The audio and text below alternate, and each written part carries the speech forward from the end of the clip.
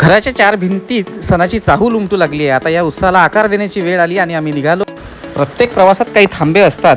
आजही वाटेत गुपचूप सोबत चहाचा घूट घेतला आणि मग त्या सुगंधी उभीनं मनाला शांत विराम दिला आणि मग पुढच्या प्रवासासाठी निघालो डीमार्टकडे.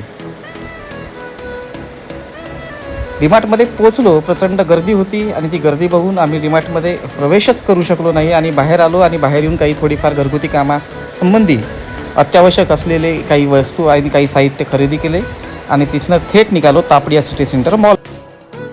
दिवाळीच्या तयारीत रंग भरत उत्साहाच्या उभीतून वाटचाल करत काही क्षणातच थेट तापडिया सिटी सेंटर मॉलमध्ये पोहोचलो.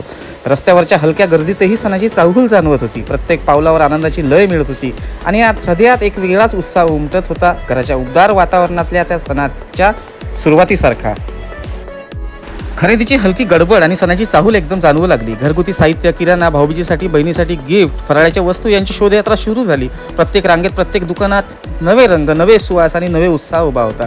शीलला त्याच्या आवडत्या वस्तू खरेदी करण्याची मजा इतकी जास्त होती की त्याच्या चेहऱ्यावरचा आनंद पाहून मन भरून येई. त्याने स्वतःसाठी एक स्वतंत्र बास्केट घेतला आणि त्या बास्केटमध्ये आपली हवे असलेल्या प्रत्येक वस्तू तो निवडत पुढे टाकायला सुरुवात केली. त्याच्या उत्साहाने वातावरण आणखी जिवंत झाले. छोट्या छोट्या वस्तूंमध्येही त्याने आनंद शोधला. संपूर्ण खरेदीची सफर झाली आणि बास्केटमध्ये खरेदीचे सोने घराकडे घेऊन निघालो. प्रत्येक वस्तू फक्त वस्तू नव्हती, ती कुटुंबाच्या प्रेमाची, सणाच्या आनंदाची आणि मनाच्या उत्साहाची गोड आठवण होती. घरात पोहोचतात वस्तू नीट ठेवल्या. बहिणीसाठी गिफ्ट, भाऊबीजेचा खास पदार्थ आणि किराणा प्रत्येकाने आपली जागा घेतली. श्रीनीलच्या आनंदाने घरभर उजळून टाकले. त्याची उत्सुकता, निवडलेले पदार्थ आणि छोट्या छोट्या गोष्टीवरचा प्रेमाचा ठसा हे सगळं पाहून मन भरून आलं. दिवाळीच्या तयारीचा दुसरा दिवस संपला, पण त्याने उरलेल्या दिवसाचा उत्साहात गती दिली.